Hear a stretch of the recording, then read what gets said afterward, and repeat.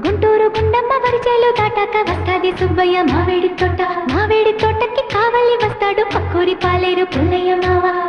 వేస్తాడు కళ్ళని కళ్ళ తాకాక చేస్తాడు గురకని గురక పెట్టకి చిట్టకి కాయల్ని తెప్పేసి ముక్కలుగా కోసేసుకుందాములే కోసిన ముక్కల్లో ఉప్పుని కారాన్ని కలిపేసి కమ్మంగా నంచుకు తింటూ ఉంటే కొరకకూర కుక్కు కొరకకూర కుక్కు కొరకకూర కుక్కు